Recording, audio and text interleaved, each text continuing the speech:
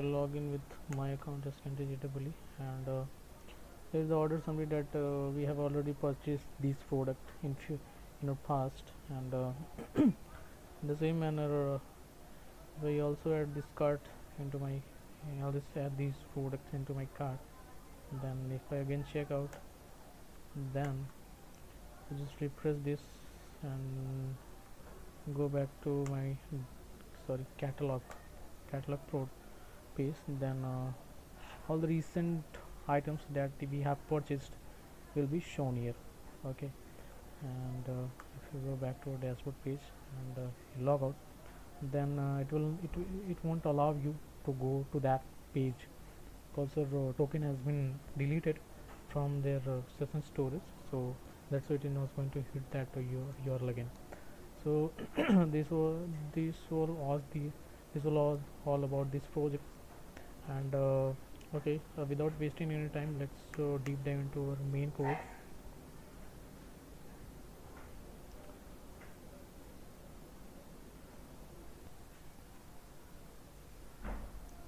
And okay, so just after filling all these fields, we're just hitting this on submit function, and it is accepting event, and it is basically email regex that I have used this form. So e.permit will just to prevent the form reloading, and if I'm just registering the data, basically state, and if after train the length of the is theta of email and password gets empty, like if length gets 0, then this set error function will just automatically set the error value equals to true. And if the if the email is already true, then it is an obvious thing that the email has been executed. Then in that case, I'm uh, just like setting this object for both the values, password and email as well. And if this condition doesn't satisfy, then else log will be called.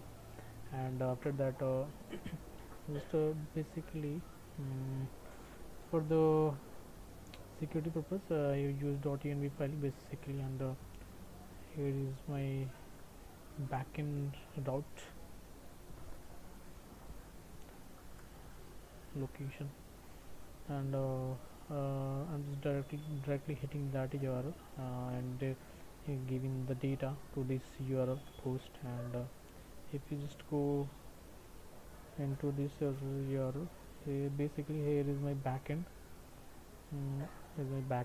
And so these are all the dependencies that I use bcrypt just for hashing the passwords, normal password for body password to get the data in the form of JSON cookie parsers. Basically, yeah, I was trying to build this session, build this functionality using cookie, but due to some error, it was I was getting lots of error. And but in API.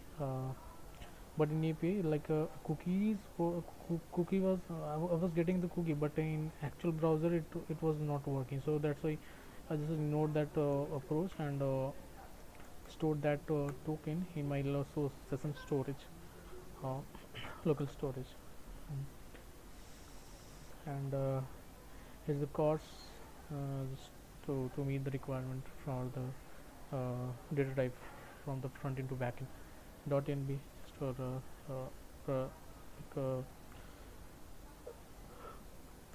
environment files. Express, as you know, that it's a framework, and JWT token to create a token. MySQL for database connectivity.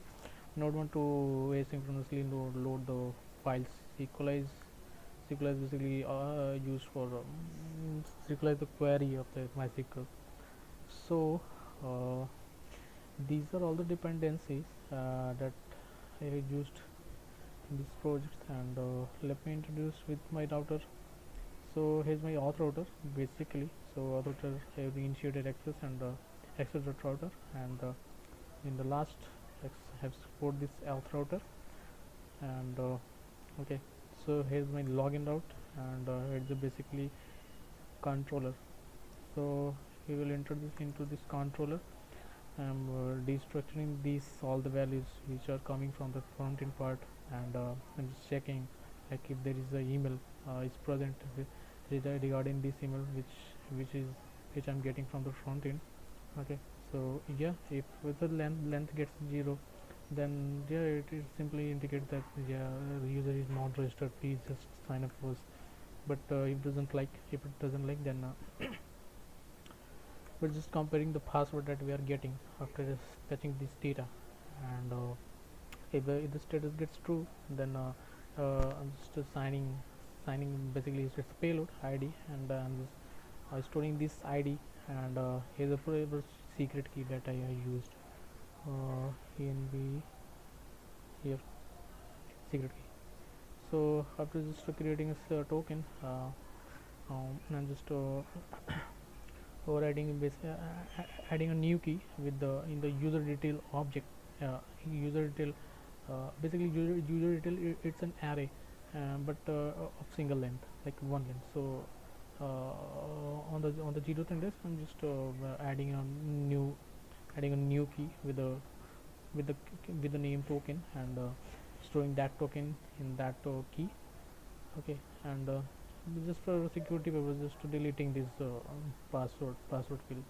So it's basically optional, but yeah, I have deleted this. And after that, resolving that, I only just send these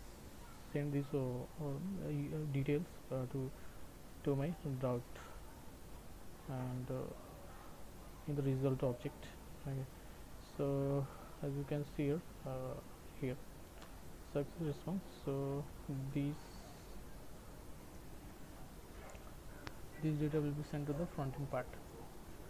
So in the same manner, sign up API also works. So yeah, I destructured this full name email body, and full name, yeah, I'm getting this. This is basically model, like is the model, this is the same model name fields, like it is the same column name fields that I have used in here, email, password, full name.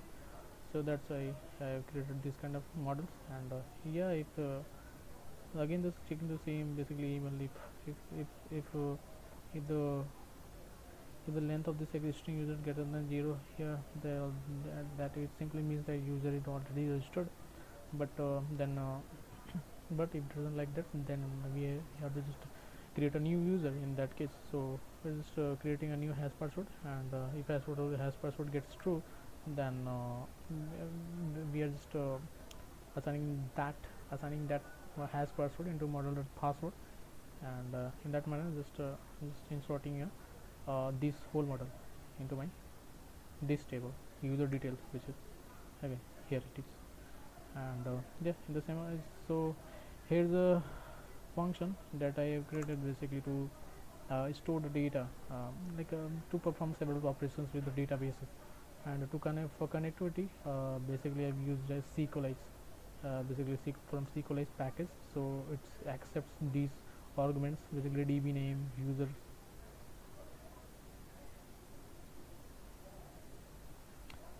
credential, passwords, host, and so these are the rest parameter that it accepts. Okay, sir. So yeah, so in this manner, sign up API works. So yeah, let's come to the main part after login and sign up part. So we are going to the home page. Here is our product dashboard. So just after login, our flow will just redirect to our dashboard page. So here I have created basically it's a row, row of column 10 and 2. Okay, and in the first column 10, that I have created like another product component, and here is a cart component. Product basically it's a component that where these all